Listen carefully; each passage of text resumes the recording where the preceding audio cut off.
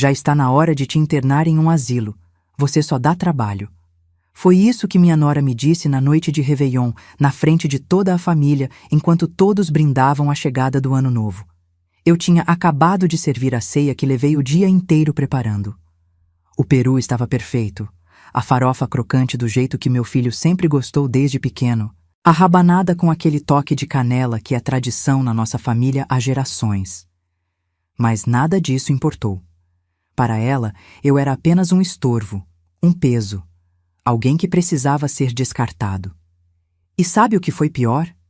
Meu filho, meu único filho, aquele menino que carreguei no colo, que criei sozinha depois que meu marido nos abandonou, aquele homem que jurei que seria diferente do pai, simplesmente abaixou a cabeça e não disse nada. O silêncio dele doeu mais que as palavras dela. Naquele momento, em pé na sala decorada com as mesmas enfeites de Natal que eu mesma tinha colocado, percebi que tinha me tornado invisível na minha própria casa. Ou pior, tinha me tornado um problema a ser resolvido. Antes de continuar, quero te convidar a fazer parte desta comunidade. Se você está me ouvindo agora, comenta aí de que cidade você é, se inscreve no canal para não perder as próximas histórias, porque o que aconteceu depois dessa noite de Réveillon mudou minha vida completamente, de um jeito que ninguém, muito menos minha nora, poderia imaginar. E olha, essa é apenas uma das muitas histórias reais que compartilho aqui. Fica comigo até o final, porque você não vai acreditar no que aconteceu. Naquela noite, depois que ela disse aquelas palavras, eu simplesmente me levantei da mesa. Não gritei, não chorei na frente deles, não dei escândalo. Subi para o quartinho dos fundos onde eu dormia, aquele que antes era a despensa e que minha nora, gentilmente, transformou no meu espaço quando eles assumiram a casa. Arrumei minhas coisas numa mala velha, a mesma que usei quando vim do interior para São Paulo há mais de 40 anos. Coloquei apenas o essencial, algumas roupas, documentos, a foto do meu casamento e a foto do meu filho bebê. Desci as escadas enquanto ouvia risadas na sala. Eles já tinham esquecido de mim, já estavam celebrando, provavelmente aliviados que eu finalmente tinha entendido o recado. Fechei a porta sem fazer barulho e caminhei pela rua vazia. Era véspera de Ano Novo. Fogos explodiam no céu, as pessoas celebravam nas suas casas e eu, uma senhora de 63 anos, estava na rua com uma mala, sem destino, sem rumo, sentindo que toda a minha vida tinha sido em vão. Fui andando até a estação de trem. Não tinha para onde ir, mas precisava sair dali. Sentei num banco da plataforma vazia e foi só então que desabei. Chorei como não chorava há anos, talvez décadas. Chorei por tudo que tinha sacrificado, por todas as vezes que engoli o desrespeito, por todas as noites que fingi não ouvir os comentários maldosos, por ter acreditado que amor de mãe seria suficiente para manter meu filho do meu lado. As lágrimas caíam e eu não conseguia parar. Meu corpo inteiro tremia, não sei se de frio ou de dor, provavelmente os dois. Foi quando senti uma mão suave no meu ombro. Levantei os olhos e vi uma moça jovem, devia ter uns 30 e poucos anos, com um olhar gentil, preocupado. "A senhora está bem? Precisa de ajuda?" ela perguntou. "E sabe aquelas horas que você está tão quebrada que não consegue mais segurar nada dentro?" Foi assim. Contei tudo para aquela desconhecida, cada detalhe daquela humilhação, e ela me ouviu com uma atenção que meu próprio filho nunca me deu. Quando terminei, ela pegou o celular, discou um número e eu ouvi ela dizer algo que não fazia o menor sentido naquele momento. "Pai, é ela. Acabei de encontrar. Meu nome é Helena, tenho 63 anos e durante 38 anos dediquei cada segundo da minha vida ao meu filho Rafael. Quando descobri que estava grávida, meu marido, o Rogério, ainda era um homem presente, trabalhava como mecânico. Tínhamos uma vida simples mas digna, num bairro operário da zona leste de São Paulo. Mas a gravidez mal tinha chegado no 5º mês quando ele simplesmente desapareceu. Literalmente. Saiu para comprar cigarro, como dizem nas histórias, e nunca mais voltou. Depois descobri que tinha fugido com uma cliente da oficina, uma mulher que tinha carro importado e promessas de uma vida melhor. me deixou grávida, sem dinheiro, morando num barraco alugado que mal tinha água encanada direito. Podia ter desistido. Muita gente na minha situação teria desistido. Mas olhava para minha barriga e sabia que tinha uma vida dependendo de mim. Comecei a trabalhar como faxineira, limpava 3, 4 casas por dia. No 9º mês de gestação, ainda estava de joelhos lavando o chão, porque não podia parar, não tinha direito a parar. Rafael nasceu num hospital público, parto normal, sem nenhuma complicação, graças a Deus. E quando colocaram aquele bebezinho nos meus braços, jurei para mim mesma que ele nunca passaria pelas dificuldades que eu passei, que ele teria educação, oportunidades, que seria alguém na vida. E lutei por isso. Nossa Senhora, como lutei. Trabalhava de dia como diarista, de noite fazia faxina em escritórios, nos finais de semana lavava roupa para fora. Dormia 4, 5 horas por noite, quando muito. Rafael ficava com uma vizinha durante o dia, e à noite, enquanto ele dormia, eu saía para trabalhar. Quando ele tinha 5 anos, consegui um emprego fixo numa empresa de limpeza, com carteira assinada, benefícios. Parecia que, finalmente, as coisas estavam melhorando. Coloquei Rafael numa escola pública boa, acompanhava o dever de casa todos os dias, mesmo exausta, ia em todas as reuniões, participava de todas as festas. Ele nunca, nunca mesmo, ficou sem nada que precisasse. Enquanto outras mães compravam roupas para si, eu usava as mesmas 3 blusas durante anos para poder comprar tênis de marca para ele, para que não fosse zoado na escola. Quando Rafael entrou na adolescência, comecei a fazer horas extras, pegar mais trabalhos, porque sabia que logo viria a faculdade e eu queria que ele estudasse, que tivesse um diploma, que fosse doutor ou engenheiro, alguém respeitado. Ele passou em administração numa faculdade particular. E lá fui eu pagar mensalidades caríssimas, apertando cada centavo, vivendo de arroz e ovo para que não faltasse nada para ele. Nunca, em nenhum momento, pedi nada em troca. Mãe não pede, mãe dá. Foi o que sempre acreditei. Foi na faculdade que Rafael conheceu a Patrícia. Linda, não vou negar, toda produzida, vinha de uma família com um pouco mais de condições que a gente. O pai dela tinha uma pequena empresa de contabilidade. A mãe era professora aposentada. Quando ele me apresentou ela, percebi na hora o jeito que ela me olhou, como se estivesse avaliando mercadoria num supermercado e não tivesse gostado do que viu. Mas engoli. Engoli porque Rafael parecia apaixonado, porque eu queria que ele fosse feliz, porque achei que com o tempo ela me aceitaria, me veria como uma sogra presente, amorosa. Que ilusão! Logo depois que Rafael se formou, conseguiu um emprego bom numa multinacional, graças aos contatos do pai da Patrícia. Eles começaram a namorar sério, e eu, mesmo ganhando pouco, ajudava nas saídas deles, dava dinheiro para o Rafael levar ela em restaurantes bacanas, comprar presentes. Patrícia nunca, nunca mesmo me agradeceu por nada. Mas eu não ligava. Não estava fazendo aquilo por ela, estava fazendo pelo meu filho. Quando anunciaram o noivado, Patrícia deixou claro que não queria uma festa simples. Queria buffet, decoração, vestido importado, tudo do bom e do melhor. A família dela pagou a maior parte, mas mesmo assim tive que contribuir. Vendi as poucas joias que tinha, umas peças de ouro que eram da minha mãe, a única herança que recebi quando ela morreu. Usei o dinheiro para ajudar no casamento, para que meu filho tivesse a festa que a noiva dele exigia. E foi uma festa linda mesmo, não posso negar. Mas durante toda a cerimônia, Patrícia mal olhou na minha cara. Nas fotos oficiais, pediram para eu ficar de lado, porque a família dela era mais apresentável, como ela mesma disse. Os primeiros anos de casamento foram tranquilos, na medida do possível. Eles moravam num apartamento alugado, eu continuava no meu barraquinho, trabalhando, vivendo minha vida. Via Rafael uma vez por semana, aos domingos, quando ele vinha almoçar comigo.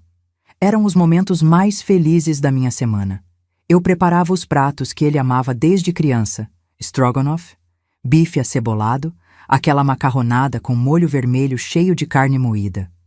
A gente conversava, ria, E por algumas horas eu sentia que ainda tinha meu filho, que todo aquele sacrifício tinha valido a pena.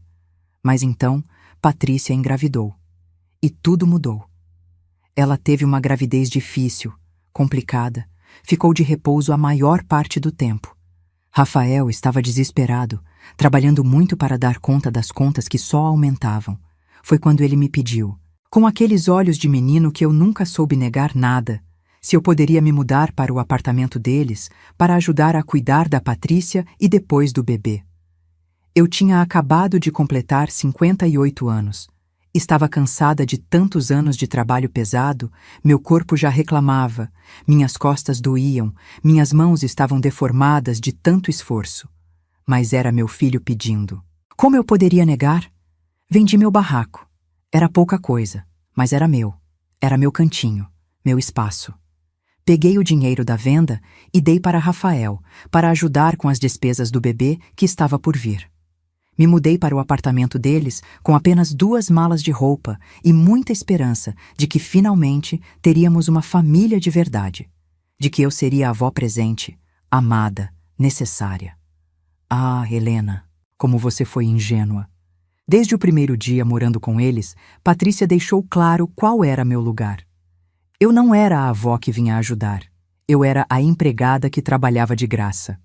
Acordava às 5 da manhã para preparar o café da manhã do Rafael, deixava tudo prontinho antes dele sair para trabalhar. Depois tinha que levar café da manhã na cama para Patrícia, que mesmo depois que o médico liberou ela de fazer atividades normais, continuava agindo como uma rainha que precisava ser servida. Eu limpava o apartamento inteiro, lavava roupa, passava, cozinhava todas as refeições. E sempre tinha algo errado. A comida estava sem sal, ou com sal demais. A roupa não estava bem passada. O chão não estava brilhando o suficiente. Helena, você não fez nada direito de novo, ela dizia, com aquele tom de desdém, como se estivesse falando com uma criança incompetente. E eu engolia. Engolia porque estava na casa deles, porque não queria criar problemas para o meu filho, porque achava que quando o bebê nascesse, tudo melhoraria. Meu neto Lucas nasceu numa manhã de março, um bebê lindo, saudável, com os olhos do Rafael. Quando peguei ele no colo pela primeira vez, senti meu coração transbordar de amor. Pensei que finalmente teria alguém para amar incondicionalmente de novo, que seria uma avó babona, daquelas que estraga neto com carinho e doces. Mas Patrícia tinha outros planos. Ela me usou como babá em tempo integral, mas não me deixava criar nenhum vínculo com Lucas. Eu trocava fraldas, dava mamadeira, acordava de madrugada quando ele chorava, ninava ele até dormir. Mas se alguém visitava, se tinha foto para tirar, eu tinha que desaparecer. Era sempre Patrícia, a mãe perfeita, segurando o bebê, sorrindo para as câmeras, postando nas redes sociais sobre como estava sendo maravilhoso ser mãe. Maravilhoso porque tinha uma escrava em casa fazendo todo o trabalho. Os meses foram passando e a situação só piorava.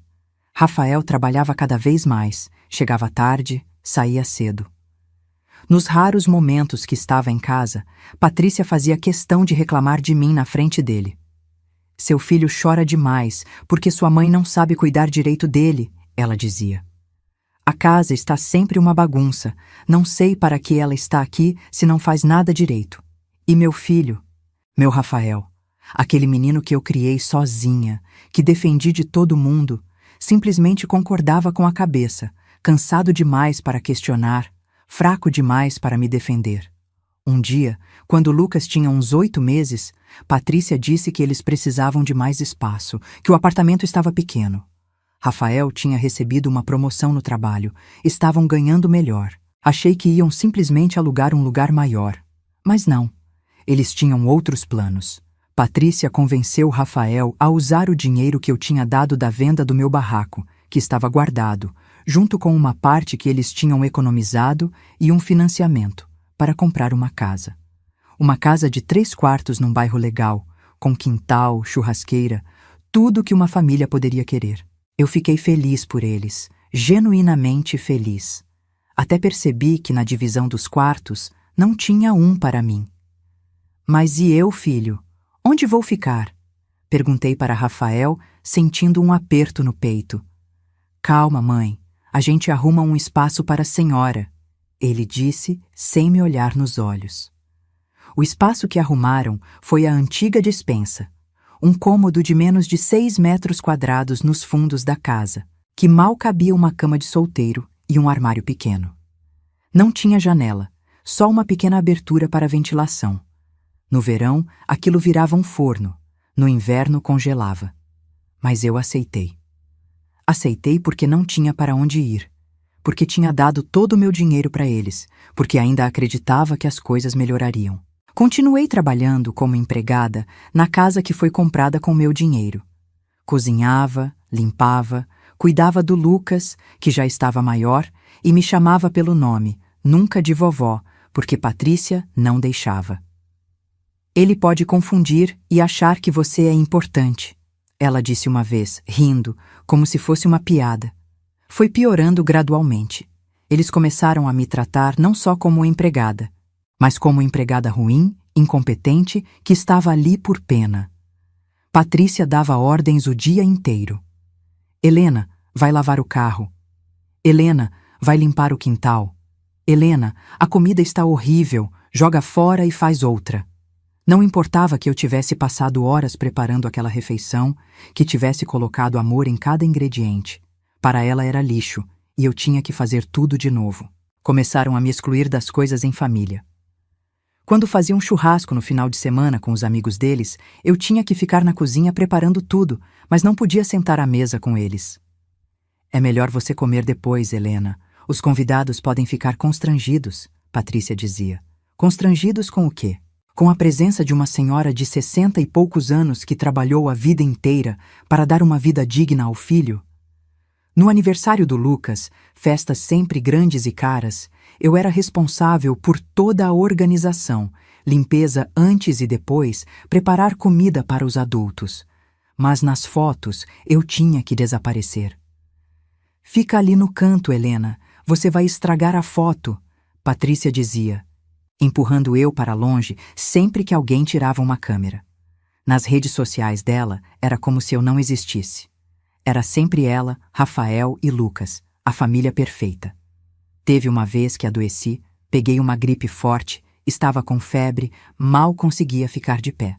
Pensei que finalmente teriam um pouco de compaixão, que me deixariam descansar. Mas não. Patrícia entrou no meu quartinho. Me viu deitada, tremendo de febre, e disse: Helena, tem roupa para lavar, a casa está uma bagunça, e o Lucas precisa ir no parquinho. Levanta dessa cama, doença é frescura. Eu me arrastei, tomei um remédio barato que tinha comprado com as migalhas que conseguia guardar e fui fazer minhas obrigações. Porque se não fizesse, depois ouvia durante semanas como eu era preguiçosa, inútil, um peso. As amigas da Patrícia vinham para o café da tarde, aquelas reuniões que ela adorava fazer para mostrar a casa. Eu servia bolo, café, ficava ali circulando como garçonete. E ouvia elas falando, sem nenhum pudor, como se eu fosse invisível ou surda. Que sorte você tem, Patrícia, de ter uma empregada que mora aqui e trabalha de graça, uma delas disse. Patrícia riu, tomou um gole do café que eu tinha feito e respondeu. Pois é, bem conveniente. Não é a melhor, mas serve. Serve. Eu, que tinha criado o marido dela sozinha, que tinha sacrificado minha vida inteira, servia. Rafael via tudo isso. Ele estava presente em muitas dessas situações e não fazia nada. Absolutamente nada. Nas poucas vezes que tentei conversar com ele, pedir para ele me defender, ele dizia que eu estava exagerando, que Patrícia estava estressada, que eu precisava entender que era a casa deles e eles faziam as regras. Mãe, a senhora está aqui porque a gente deixa, então seja grata, ele disse uma vez. Seja grata. Meu filho me mandou ser grata por morar na casa comprada com meu dinheiro, por trabalhar de graça como escrava. Conforme os anos passavam, fui ficando mais velha, mais cansada, mais doente. Minhas costas doíam o tempo todo, minhas mãos viviam inchadas. Eu tinha pressão alta que não conseguia controlar direito porque não tinha dinheiro para médico particular, e o posto de saúde era uma luta. Mas eles não se importavam. Eu tinha que continuar trabalhando. Não importava se estava com dor, se mal conseguia andar. Enquanto está de pé, pode trabalhar, Patrícia dizia. Até que chegou aquela noite de Réveillon. Eles tinham convidado a família toda da Patrícia, os pais dela, os irmãos, sobrinhos. Passei o dia inteiro na cozinha, preparando a ceia. Fiz tudo o que Rafael adorava desde criança. Todos os pratos da nossa tradição familiar, aqueles que minha mãe me ensinou e eu ensinei para ele. Coloquei a mesa bonita, com a toalha que tinha bordado à mão anos atrás, as louças boas que eles usavam só em ocasiões especiais. Estava exausta, mas feliz, pensando que pelo menos naquela noite de Ano Novo teríamos um momento em família, que talvez me deixassem sentar à mesa com eles, que talvez meu neto me desse um abraço de Ano Novo. Às 11 da noite, terminei de colocar tudo na mesa. Peru, chester, farofa, salpicão, rabanada, arroz à grega, tudo perfeito. Tudo feito com minhas mãos cansadas e meu coração ainda teimosamente esperançoso. Eles se sentaram, começaram a comer, a elogiar a comida. Fiquei ali de pé, esperando ser convidada para sentar. Foi quando Patrícia olhou para mim, com aquele sorriso de canto de boca que eu conhecia tão bem, aquele sorriso de quem está prestes a dar o golpe final, e disse alto, para todo mundo ouvir: "Já está na hora de te internar em um asilo, Helena. Você só dá trabalho." Silêncio. A mesa inteira ficou em silêncio. Olhei para Rafael, esperando, implorando com os olhos para ele me defender, para ele dizer que não, que eu era a mãe dele, que tinha direito a respeito. Mas ele abaixou a cabeça, cortou um pedaço do peru e continuou comendo, como se nada tivesse acontecido. Como se meu coração não tivesse acabado de se despedaçar em 1000 pedaços ali na frente de todo mundo. Os outros à mesa ficaram constrangidos, mas ninguém disse nada. Ninguém me defendeu. Ninguém falou que aquilo era um absurdo, uma crueldade. Ficaram todos ali, comendo a comida que eu tinha feito na casa comprada com meu dinheiro, celebrando um ano novo que para mim tinha acabado de se transformar no pior momento da minha vida. Me levantei daquela sala, subi para o meu quartinho apertado e sem janela e arrumei minhas poucas coisas. Não tinha muito o que levar, afinal, nunca tive muito. Algumas roupas velhas, meus documentos, as 2 fotos que ainda guardava. Olhei em volta daquele espaço miserável que tinha sido meu quarto por anos e percebi que tinha deixado de existir há muito tempo. Tinha virado um fantasma na minha própria vida, servindo pessoas que não tinham nem gratidão nem amor por mim. Desci as escadas pela última vez. Eles ainda estavam à mesa, agora rindo, brindando, contando regressiva para a meia-noite. Passei pela sala com minha mala na mão. Rafael olhou de relance, mas não se levantou. Não perguntou para onde eu ia, não tentou me parar. Patrícia nem me olhou. Abri a porta da frente no momento exato que os fogos começaram a explodir no céu, anunciando o Ano Novo. Todo mundo gritando feliz Ano Novo, se abraçando, celebrando, e eu ali, uma senhora de 63 anos, saindo de casa sem destino, sem dinheiro, sem nada. Caminhei pelas ruas vazias do bairro, ouvindo os fogos, vendo as luzes pelas janelas das casas, famílias felizes, celebrando juntas. Cada passo doía, não só fisicamente, mas na alma. Como tinha chegado àquele ponto? Como tinha permitido que me tratassem daquela forma? Por que tinha sacrificado tanto por pessoas que não me valorizavam? As perguntas martelavam na minha cabeça sem respostas. Cheguei na estação de trem depois de quase 1 hora caminhando.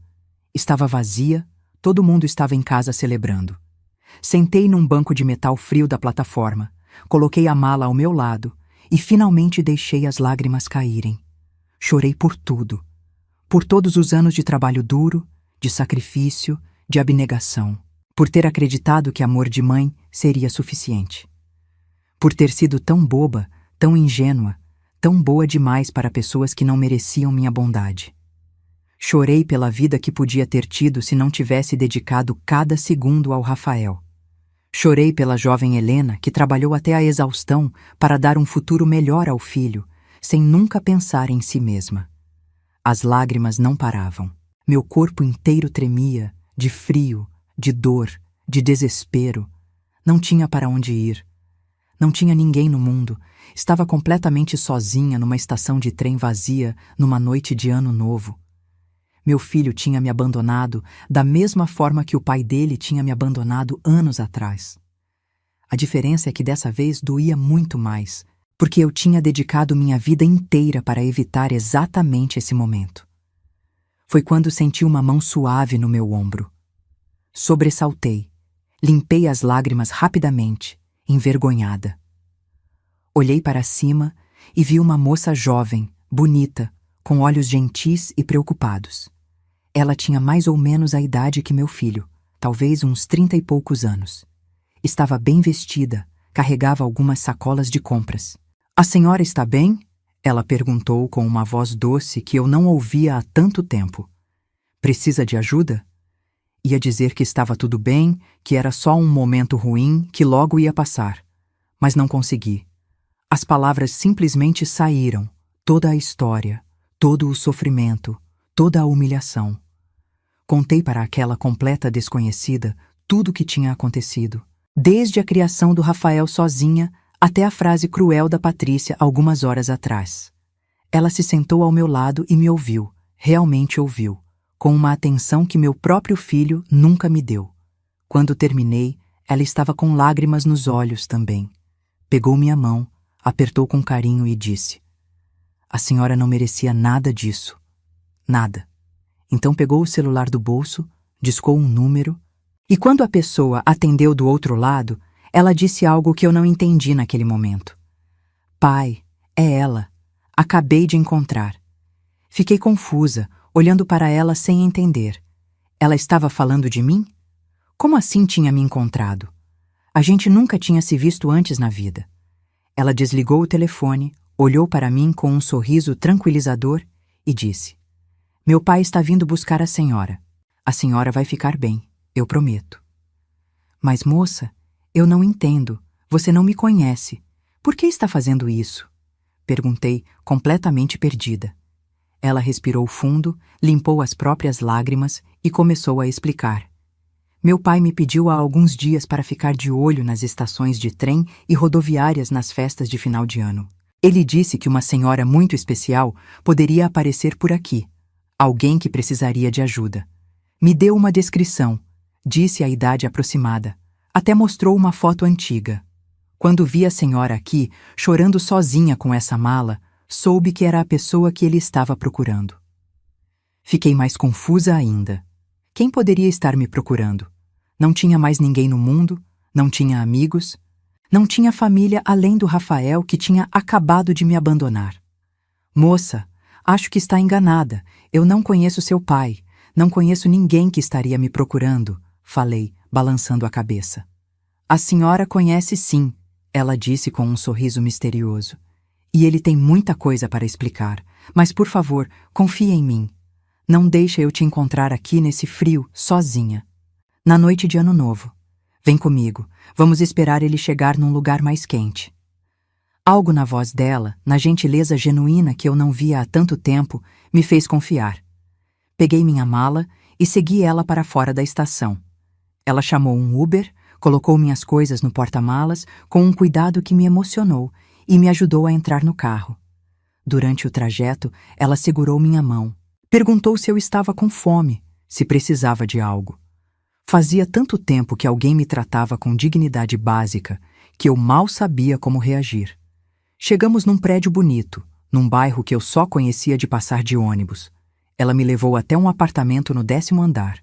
Abriu a porta e me guiou para uma sala ampla, bem decorada, com sofás confortáveis e uma vista linda da cidade. "Senta aqui, fica à vontade." "Vou fazer um chá para a senhora", ela disse, desaparecendo na cozinha. Sentei naquele sofá macio, olhando em volta completamente perdida, tentando entender o que estava acontecendo. Olhei para as fotos na estante.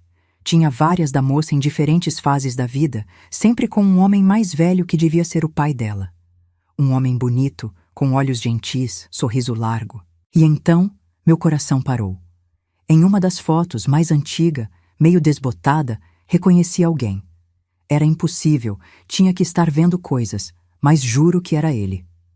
A moça voltou com uma bandeja, 2 xícaras de chá fumegante, alguns biscoitos. Colocou tudo na mesinha de centro e sentou ao meu lado. Meu nome é Amanda, aliás. Desculpa, esqueci de me apresentar direito com toda a correria. Ela disse, estendendo a mão. Apertei a mão dela, ainda em choque, sem conseguir falar. Seu pai. Comecei, mas minha voz falhou. Limpei a garganta e tentei de novo. Essa foto ali, eu conheço esse homem, mas é impossível, faz tanto tempo. Amanda sorriu, um sorriso triste, mas esperançoso. Não é impossível, Helena. Meu pai é o Rogério, seu ex-marido, e o pai do Rafael. O mundo girou. Literalmente senti tudo girando ao meu redor. Rogério. O homem que tinha me abandonado grávida há mais de 38 anos. O homem que eu tinha odiado, que tinha me jurado esquecer, que tinha apagado da minha vida e da vida do Rafael. Ele estava vivo, estava aqui em São Paulo e tinha mandado a filha me procurar. Eu sei que é muito para processar, Amanda disse, segurando minha mão de novo. E meu pai sabe que não tem perdão para o que fez. Mas, por favor, deixa ele te explicar. Tem muita coisa que a senhora não sabe, muita coisa que ele precisava resolver antes de poder aparecer de novo. Antes que eu pudesse responder, ouvi a chave girando na porta. Amanda se levantou e eu fiquei ali paralisada no sofá. A porta se abriu e entrou um homem que eu, ao mesmo tempo, reconheci e não reconheci. Era Rogério, sem dúvida, mas um Rogério mais velho, com cabelos grisalhos, alguns quilos a mais, rugas ao redor dos olhos. Ele me viu sentada no sofá e parou na entrada, como se tivesse levado um soco. Helena, ele disse, e a voz era a mesma, aquela voz que eu tinha amado tanto há tantos anos atrás. Você não imagina quanto tempo esperei por esse momento. Quis gritar, xingar, jogar algo nele, quis levantar e sair dali, longe desse homem que tinha destruído minha vida. Mas não consegui me mover. Fiquei ali sentada, olhando para o fantasma do meu passado, enquanto milhares de sentimentos que eu tinha enterrado há décadas voltavam à superfície de uma vez. Rogério se aproximou devagar, como se estivesse com medo de me assustar. Sentou na poltrona em frente ao sofá, mantendo uma distância respeitosa. Amanda trouxe outra xícara de chá para ele e depois discretamente disse que ia para o quarto, nos deixando sozinhos. O silêncio ficou pesado entre nós. Eu não sabia nem por onde começar. Quantas décadas de dor e raiva tinham para ser ditas. Foi ele quem quebrou o silêncio. Eu sei que você me odeia, Helena, e tem todo o direito. O que eu fiz foi imperdoável. Mas, por favor, me deixa te explicar o que aconteceu. Você merece saber a verdade. A verdade? Minha voz saiu mais forte do que eu esperava, carregada de uma raiva que eu nem sabia que ainda existia. A verdade é que você me abandonou grávida, sem um centavo, para fugir com outra mulher. Essa é a verdade que eu conheço. Que outra verdade poderia existir? Rogério abaixou a cabeça, respirou fundo. Você está certa, eu fugi com outra mulher. Mas não foi da forma que você pensou todos esses anos. Ele levantou os olhos e vi lágrimas ali, lágrimas que pareciam genuínas. Aquela mulher, a Vera, ela era cliente da oficina, sim. Mas o que eu nunca te contei, o que eu estava com vergonha de contar, é que eu tinha me envolvido com agiotas, tinha feito empréstimos pesados, com juros absurdos, para tentar expandir a oficina. Pensei que conseguiria pagar, que o negócio ia decolar. Mas deu errado. Comecei a receber ameaças, ameaças de morte, não só contra mim, mas contra você e o bebê que estava por vir. Ele fez uma pausa, limpou as lágrimas com as costas da mão. A Vera era amiga de um dos caras envolvidos nesse esquema. Ela me ofereceu uma saída. Disse que se eu fugisse com ela para o Rio de Janeiro, fingiria que éramos um casal, que eu tinha abandonado tudo. Os agiotas parariam de me procurar e, principalmente, parariam de ameaçar você. Ela disse que me ajudaria a começar de novo e que quando eu tivesse juntado dinheiro suficiente, quando estivesse seguro, eu poderia voltar e te buscar. Buscar o Rafael. Fiquei em silêncio, processando aquilo. Queria acreditar? Parte de mim desesperadamente queria acreditar que ele não tinha simplesmente me abandonado por maldade. Mas outra parte, a parte que tinha sofrido sozinha todos aqueles anos, não conseguia aceitar tão fácil. Mas você nunca voltou, eu disse, a voz tremendo. 38 anos, Rogério. 38 anos eu criei nosso filho sozinha. Trabalhei até quase morrer. Sacrifiquei tudo. E você nunca apareceu. Porque quando tentei, já era tarde demais, ele respondeu com a voz quebrada. Fiquei no Rio de Janeiro trabalhando, guardando cada centavo. A Vera me ajudou a montar uma pequena mecânica lá. Foi difícil no começo, mas aos poucos o negócio cresceu. Durante todo esse tempo, eu mandava dinheiro para você. Todo mês, depositava numa conta no seu nome, achando que você estava recebendo. Eu nunca recebi dinheiro nenhum, falei confusa. Nunca soube de conta nenhuma no meu nome. Rogério balançou a cabeça com raiva de si mesmo. Eu descobri isso tarde demais. O homem que eu paguei para fazer os depósitos, um advogado que eu confiei, estava roubando o dinheiro. Só descobri anos depois, quando fui pessoalmente ao banco checar. Tentei processar ele, recuperar o dinheiro, mas o cara tinha falido, sumido. Perdi tudo que tinha mandado para você durante quase 10 anos. Queria tanto acreditar nessa história, mas parecia fantasiosa demais, conveniente demais. E a Amanda? Ela é filha sua com essa Vera? Perguntei. Não, ele respondeu. A Vera nunca quis ter filhos e nosso relacionamento nunca foi real. Era uma fachada, uma conveniência. Ela tinha os próprios motivos para querer sair de São Paulo, fugir de algumas situações. Ficamos juntos por quase 10 anos, como amigos morando juntos basicamente. Quando finalmente eu tinha juntado dinheiro suficiente para voltar para cá, para te procurar, ela morreu. Câncer. Foi rápido, doloroso. Cuidei dela até o fim, porque apesar de tudo, ela tinha me ajudado quando eu mais precisei. Ele limpou as lágrimas de novo antes de continuar.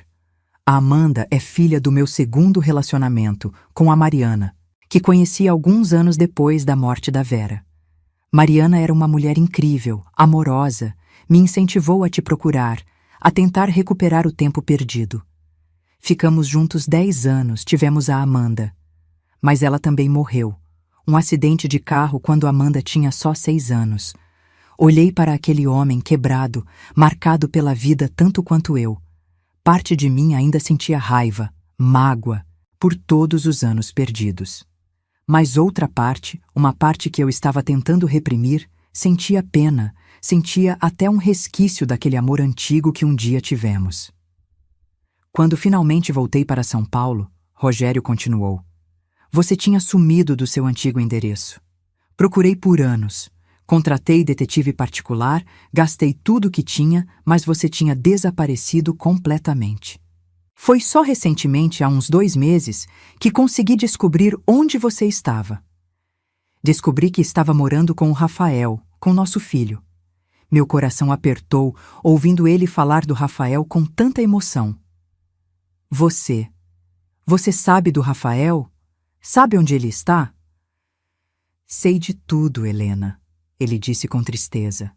Sei que você criou ele sozinha, sei de todo o seu sacrifício. E sei também como ele está te tratando. Coloquei um detetive para te observar, não para te espiar, mas para te proteger, para garantir que estava bem. O que descobri me deixou com uma raiva que eu nem sabia que ainda era capaz de sentir. Ele se levantou da poltrona, começou a andar pela sala, visivelmente agitado. Nosso filho, o menino que você sacrificou sua vida inteira, está te tratando pior que lixo, permitindo que aquela bruxa da esposa dele te humilhe, te use como escrava. Quando descobri, quis ir lá e acabar com ele, bater nele até ele entender o quanto é um ingrato. Mas Amanda me segurou, me fez pensar. Amanda apareceu da porta do quarto nesse momento, como se estivesse esperando a deixa. Falei para meu pai que a senhora precisava tomar essa decisão sozinha, que não adiantava ele aparecer de repente, querendo resolver tudo. Mas também disse que não podia deixar a senhora sofrer mais. Por isso pedi para ele me deixar te procurar, principalmente nessas datas festivas, quando as famílias costumam ser mais cruéis com os idosos que consideram um peso. Olhei para os dois, pai e filha, tentando me ajudar de uma forma tão inesperada. Mas eu não entendo. Mesmo que toda essa história seja verdade, mesmo que você não tenha me abandonado por maldade, o que você espera agora? Que eu simplesmente te perdoe e a gente volte a ser uma família feliz depois de quase 40 anos? Não, Rogério respondeu, voltando a sentar. Eu não espero perdão, Helena. Não mereço. Mas o que descobri recentemente muda tudo. E você precisa saber. Precisa saber antes de decidir qualquer coisa sobre seu futuro. Olhei para ele, vendo que tinha algo mais, algo grande que ele ainda não tinha contado. O que você descobriu? Rogério pegou o celular, mexeu um pouco e me mostrou a tela. Era uma matéria de jornal, alguma coisa sobre uma ação judicial, valores, nomes que eu não reconheci de imediato. Lembra da oficina que eu tinha? Aquela que eu tentei expandir e que me meteu em dívidas com agiotas? Lembro, respondi, sem entender aonde ele queria chegar. O terreno onde ficava a oficina eu nunca vendi. Não podia vender na época porque tinha sido dado como garantia para os agiotas. Quando fugi, deixei aquilo para trás. Achei que tinha perdido. Mas acontece que existe uma lei que, após certo tempo, dívidas com agiotas prescrevem, especialmente quando os credores somem, morrem ou não reclamam a propriedade. Esse foi o caso. Ele ampliou a imagem na tela. Há uns 5 anos, uma construtora quis comprar aquele terreno. Era numa área que valorizou muito, virou zona comercial nobre. Eles me procuraram através de anúncios nos jornais, na internet. Descobri que o terreno valia uma fortuna. Vendi por um valor que mudou minha vida completamente. E sabe o que mais descobri quando fui mexer nos documentos antigos? Balancei a cabeça sem conseguir falar. O terreno estava em nome dos dois. Seu nome estava nos documentos de propriedade, Helena. Metade daquilo era seu. É seu. Por lei, metade do valor da venda te pertence. Fiquei paralisada. Não podia ser verdade. Quanto? Quanto foi a venda? Consegui perguntar. 8 milhões de reais. Rogério respondeu calmamente. 4 milhões são seus. O chão sumiu debaixo de mim. 4 milhões de reais. Eu, que tinha vivido a vida inteira na pobreza, trabalhando até a exaustão por trocados, que tinha vendido meu barraco por uma miséria, que não tinha onde cair morta há algumas horas atrás, era dona de 4 milhões de reais? Isso não pode ser verdade, sussurrei. Tem que ser algum engano, alguma pegadinha cruel. Amanda se aproximou, se ajoelhou na minha frente, segurou minhas mãos. Não é pegadinha, Helena, é verdade. Meu pai guardou seu dinheiro todo esse tempo. Tentou te encontrar para te dar e agora finalmente conseguiu. Você é uma mulher rica. Você não precisa mais depender de ninguém. Não precisa mais aceitar humilhação de ninguém. As lágrimas voltaram, mas dessa vez eram diferentes. Não era mais desespero, abandono. Era choque, alívio e algo que eu não sentia há tanto tempo que mal conseguia reconhecer. Esperança. Rogério se levantou, foi até um escritório ao lado da sala e voltou com uma pasta cheia de documentos. Está tudo aqui. Os papéis do terreno antigo, o contrato de venda, os extratos bancários, mostrando seu dinheiro rendendo investimentos seguros todos esses anos, tudo. Amanhã mesmo, se você quiser, a gente vai ao banco e transfere tudo para sua conta. Ou cria uma conta nova no seu nome, como você preferir. Peguei a pasta com mãos trêmulas. Olhei os documentos sem conseguir processar direito. Meu nome estava ali, em vários papéis, associado a valores que eu nunca imaginei ter. Por que você guardou isso tudo? Por que não ficou com tudo? Eu nunca saberia, perguntei, precisando entender. Porque não era meu, Rogério disse simplesmente. Porque eu já te fiz mal demais. Porque mesmo sendo um covarde que fugiu, mesmo tendo falhado como marido e como pai, eu não sou ladrão. Esse dinheiro é seu, Helena. Sempre foi. Passamos a noite toda conversando. Rogério me contou detalhes de todos aqueles anos, mostrou fotos, documentos, provou cada parte da história dele. Mostrou os recibos dos depósitos que tentou fazer e que foram roubados. Mostrou as certidões de óbito da Vera e da Mariana. Mostrou relatórios dos detetives que contratou, tentando me encontrar durante anos. Amanda completava a história com memórias dela, de como o pai sempre falou de mim, de como tinha esse peso de arrependimento que carregava. E lentamente, muito lentamente, a raiva antiga foi dando lugar a uma compreensão complexa. Não era perdão completo, não ainda, mas era um começo de aceitar que a vida é mais complicada que vilões e vítimas, que às vezes pessoas fazem escolhas ruins por razões que fazem sentido para elas no momento, mesmo que essas escolhas machuquem quem está ao redor. E o Rafael? Perguntei em algum momento da madrugada. Você quer conhecer ele? Ele é seu filho também. Rogério ficou quieto por um momento, pensativo. Quero. Claro que quero. Mas não agora. Agora ele te tratou de uma forma imperdoável. E antes de ser meu filho, ele precisa aprender a ser um ser humano decente. Isso é com você, Helena. Você decide se quer dar essa chance para ele, se quer que ele saiba sobre mim, sobre o dinheiro, sobre tudo. Era muita informação, muita mudança para uma noite só. Estava exausta, emocional e fisicamente. Amanda percebeu e me levou para o quarto de hóspedes, um cômodo lindo, com uma cama enorme e confortável, banheiro privativo, tudo impecável. Descansa, Helena. Amanhã a gente resolve tudo com calma. Você está segura agora, ela disse, me dando um abraço apertado antes de sair.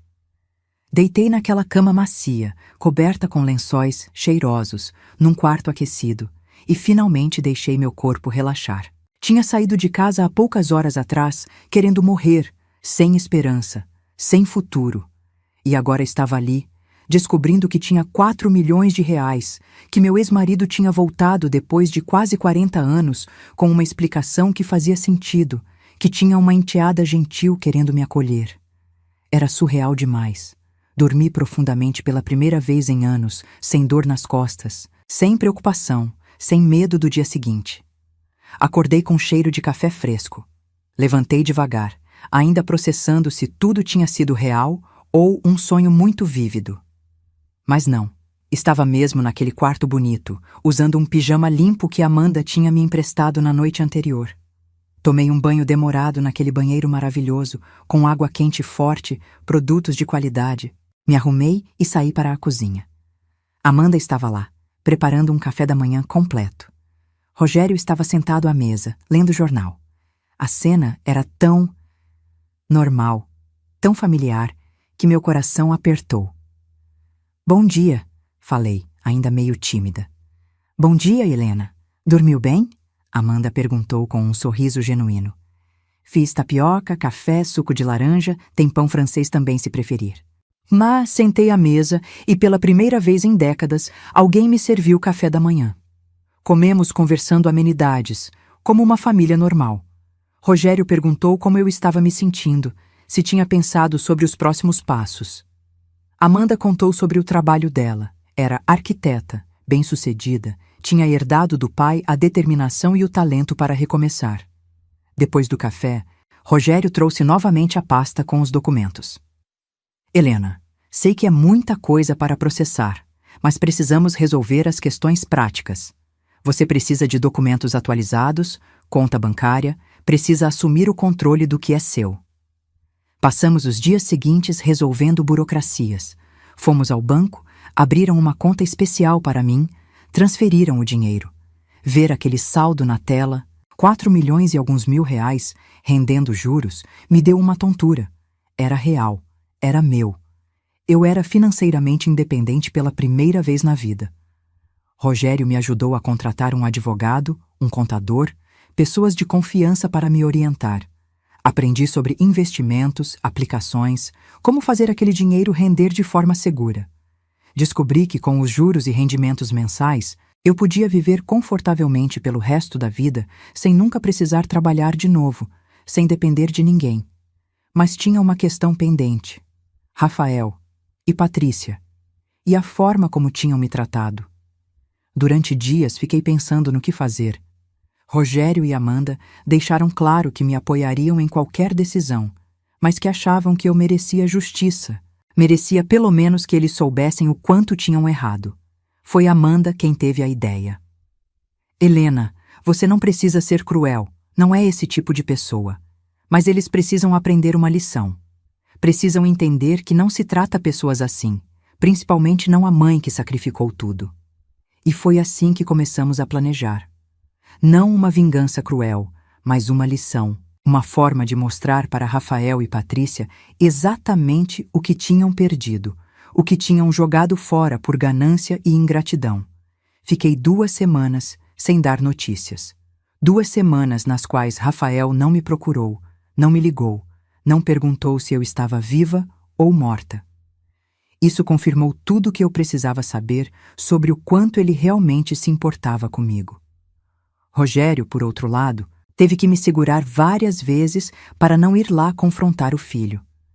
Calma, você vai ter sua chance, Amanda dizia para ele, mas do jeito certo, no tempo certo. Enquanto isso, fui me transformando. Amanda me levou em salões, compramos roupas bonitas, fiz tratamentos, olhei no espelho e vi uma mulher diferente. Não era mais a Helena curvada, cansada, envelhecida antes do tempo pelo trabalho duro. Era uma senhora elegante, bem cuidada, com dignidade estampada no rosto. O advogado que Rogério me indicou, Dr. Maurício, era excelente. Descobriu várias coisas interessantes. A casa onde Rafael e Patrícia moravam, comprada com meu dinheiro, ainda tinha meu nome em alguns documentos como contribuinte da compra.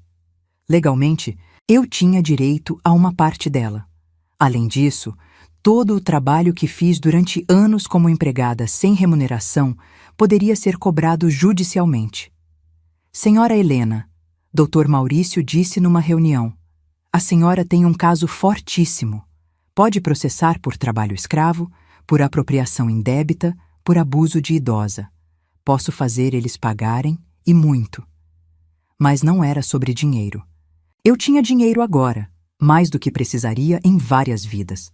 Era sobre dignidade, era sobre justiça, era sobre ensinar uma lição que meu filho deveria ter aprendido há muito tempo. Respeito. Marcamos uma reunião na casa deles, eu, Dr. Maurício e Amanda como minha acompanhante. Rogério quis ir junto, mas concordamos que ainda não era a hora dele aparecer. Isso seria um segundo ato, se necessário. Cheguei naquela casa, a casa comprada com meu dinheiro, dirigindo um carro que Amanda tinha me ajudado a comprar, um sedã bonito e confortável. Toquei a campainha e foi Patrícia quem atendeu.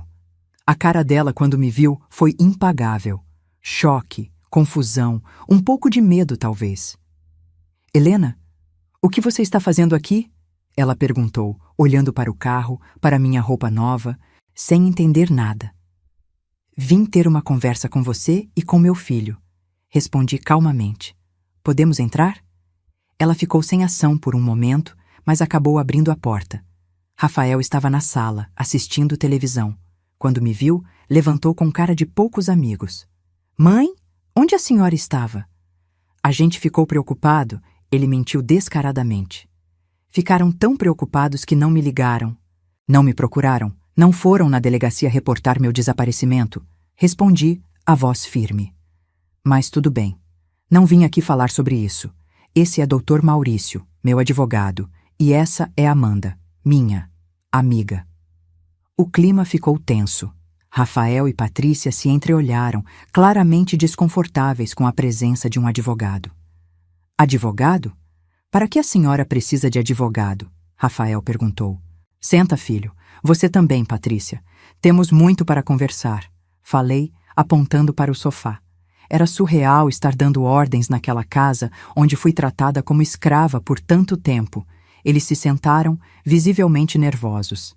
Dr. Maurício abriu a pasta que tinha trazido, cheia de documentos. Senhor Rafael, senhora Patrícia, estou aqui representando a senhora Helena em algumas questões legais referentes a esta propriedade e ao tratamento que ela recebeu enquanto morava aqui. Que tratamento? Nós demos um teto para ela, comida, tudo o que precisava. Patrícia retrucou imediatamente na defensiva. Amanda soltou uma risada sem humor. Um teto. Vocês deram um quartinho de despensa sem janela para a mulher que financiou a compra desta casa. Comida? Ela cozinhava tudo e comia as sobras quando vocês deixavam. Tudo o que precisava? Vocês a usaram como escrava por anos. Olha aqui, moça, você não sabe de nada da nossa vida familiar, Rafael disse, se levantando com raiva. Senta, Rafael, falei, e algo no meu tom fez ele obedecer. Deixa eu te contar algumas coisas que você não sabe. Aquele dinheiro que eu dei para ajudar a comprar esta casa, lembra dele? Eu disse que tinha vendido o barraco, e vendi mesmo, mas aquele dinheiro era a única coisa que eu tinha no mundo. Era para ser meu fundo de emergência, minha segurança para a velhice. Dei tudo para você, acreditando que você cuidaria de mim, que me trataria com dignidade e amor.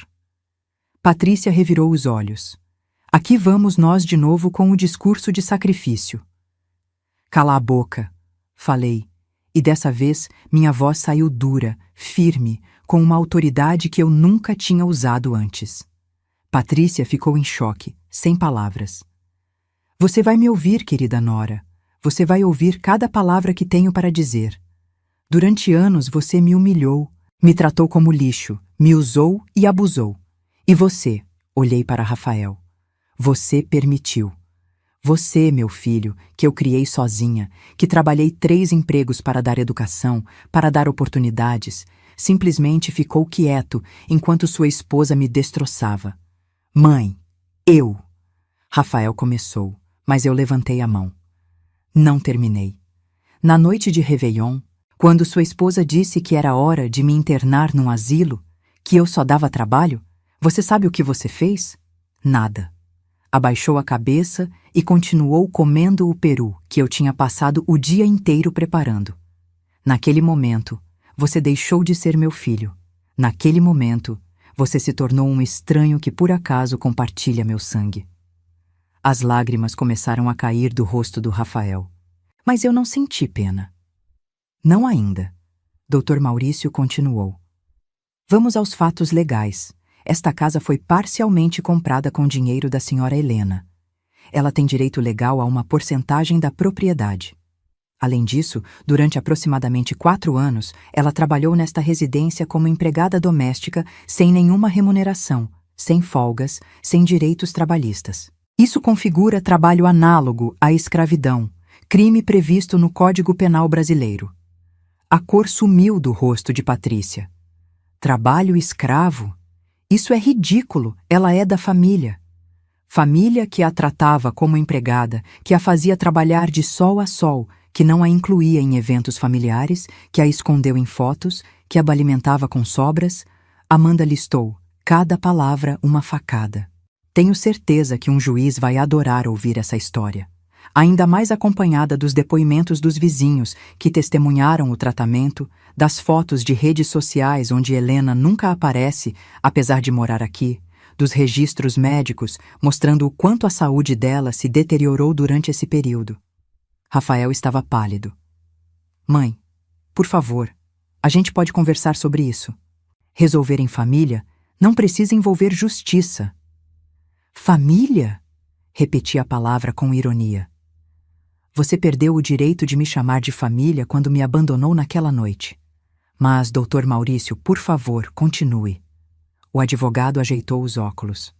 A senhora Helena tem algumas opções. Pode processar criminalmente e civilmente, buscando reparação por danos morais, materiais e cobrança de todos os anos de trabalho não remunerado. Os valores podem chegar facilmente a algumas centenas de milhares de reais, fora a possibilidade de prisão para ambos por trabalho escravo e maus tratos a idoso. Prisão? Patrícia praticamente gritou. Você está louca, Helena? Vai colocar seu próprio filho na cadeia? Estou considerando, respondi calmamente. Mas tem uma segunda opção. Vocês assinam alguns documentos que meu advogado preparou.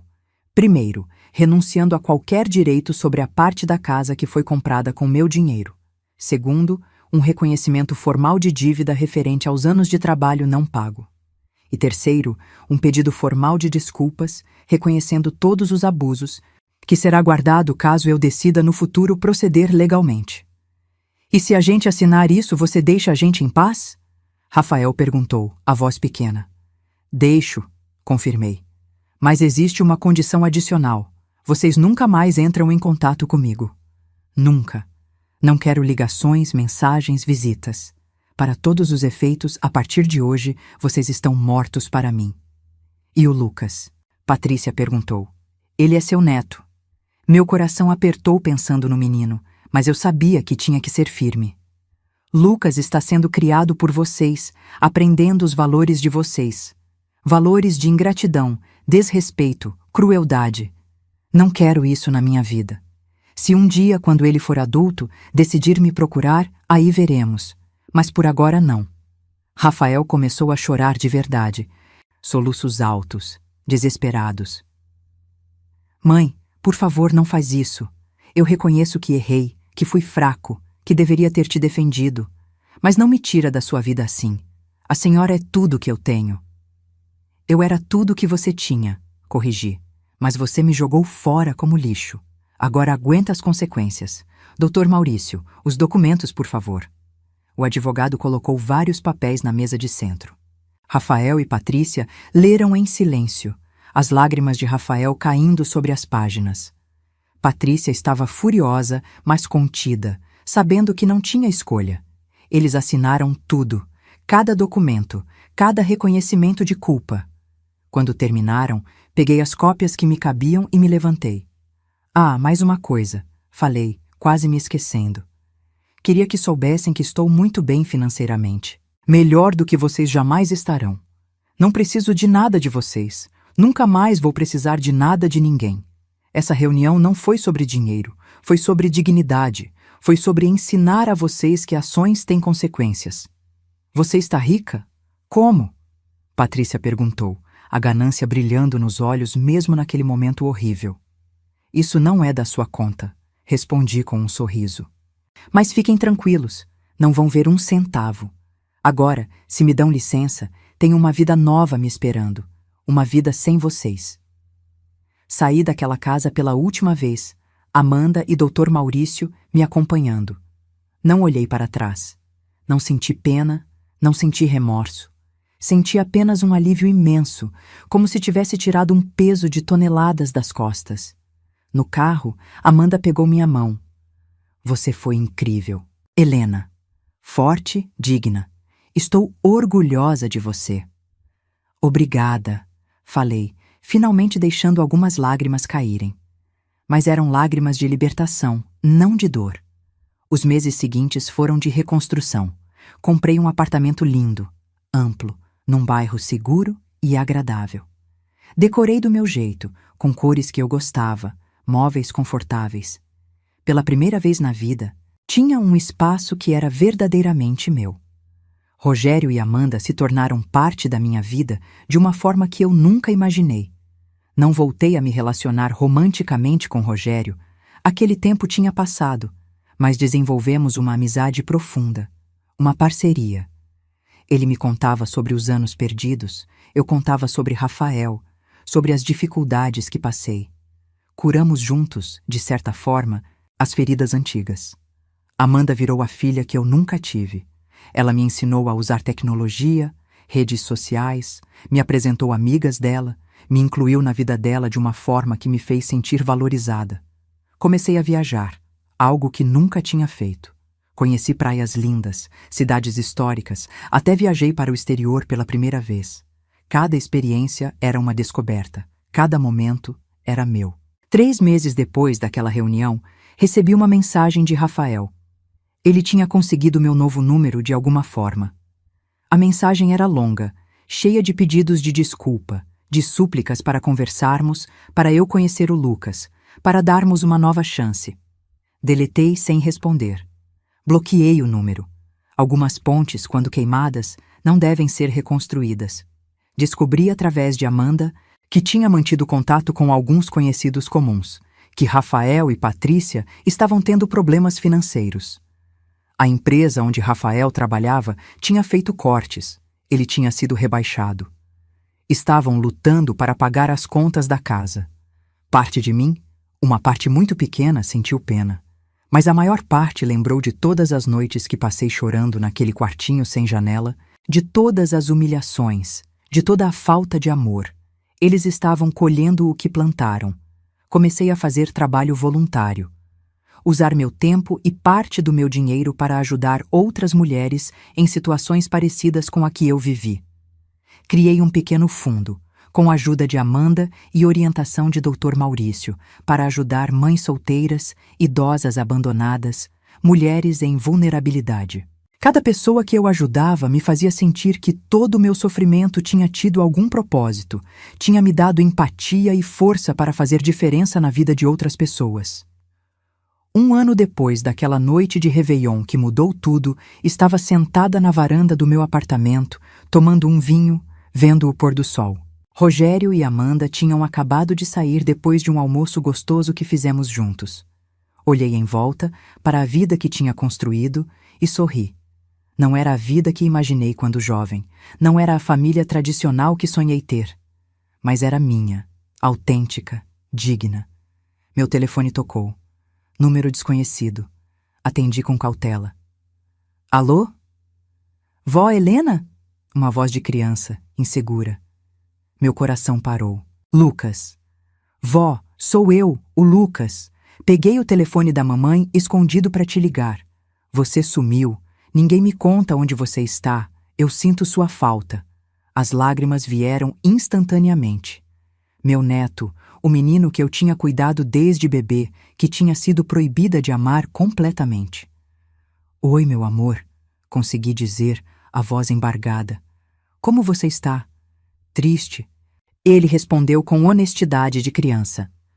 Mamãe e papai brigam muito agora, e eu ouvi eles falando que você foi embora porque a gente foi ruim com você. É verdade? Não sabia o que responder. Como explicar para uma criança de 6 anos a complexidade de tudo o que aconteceu? Às vezes, os adultos fazem coisas que machucam outras pessoas, meu bem. E quando isso acontece, a gente precisa se afastar para se proteger. Mas eu não fiz nada, vó. Por que você se afastou de mim também? A voz dele quebrou e eu ouvi os soluços. Meu coração despedaçou. Ele tinha razão, ele era inocente em tudo aquilo. Você não fez nada errado, meu amor. Nada. E olha, quando você crescer um pouquinho mais, quando puder entender melhor, a gente conversa direito. E se você quiser, pode vir me visitar, conhecer onde eu moro agora. De verdade?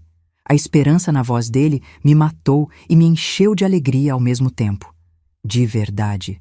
Mas por agora, você cuida de você, estuda, brinca, cresce forte e saudável. E saiba que eu te amo. Sempre amei, sempre vou amar. Tudo bem? Tudo bem, vó. Eu também te amo. E ele desligou, provavelmente ouvindo alguém chegando. Fiquei ali segurando o telefone, chorando, mas não de tristeza, de esperança. Lucas era inocente e quando tivesse idade suficiente para entender, para fazer suas próprias escolhas, eu estaria aqui.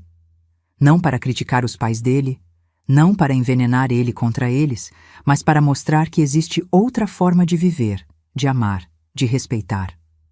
Hoje, 2 anos depois daquela noite de Réveillon, estou com 65 anos e vivendo a melhor fase da minha vida. Tenho saúde, dinheiro, amigos verdadeiros. Rogério faz parte da minha vida como um grande amigo e parceiro. Amanda é a filha do coração que sempre quis. Viajo, aprendo coisas novas, ajudo pessoas, vivo cada dia como se fosse precioso, porque é. Rafael tentou contato mais algumas vezes ao longo desses anos. Sempre ignorei. Não tenho raiva dele, não mais. Mas também não tenho espaço na minha vida para pessoas que me fizeram tão mal. Perdoar não significa voltar, e eu aprendi isso da forma mais difícil. Soube por terceiros que eles tiveram que vender a casa, mudar para um apartamento menor, que Patrícia trabalha agora, algo que ela nunca fez antes, que estão lutando financeiramente. Não sinto alegria com o sofrimento deles, mas também não sinto vontade de ajudar. Cada um colhe o que planta. E você que está me ouvindo agora, que acompanhou essa história até o final, Eu quero te dizer uma coisa. Nunca, nunca mesmo, aceite ser tratado como menos do que você merece. Não importa se é família, se é filho, se é marido, se é quem for. Você tem valor, você merece respeito, você merece dignidade. E se as pessoas na sua vida não conseguem ver isso, não conseguem te valorizar, talvez seja a hora de construir uma vida nova, com pessoas novas que te vejam de verdade. Demorei 63 anos para aprender essa lição. Não deixa passar tanto tempo.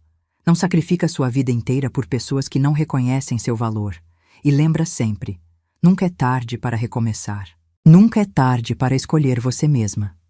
Me conta aí nos comentários, o que você faria no meu lugar? Já passou por algo parecido? Como lidou? Sua história pode ajudar alguém que está passando pela mesma situação agora. Não esquece de se inscrever no canal, de compartilhar essa história e de voltar sempre para ouvir mais relatos de pessoas reais, com lutas reais e superações reais. Até a próxima! E lembra, você é mais forte do que imagina.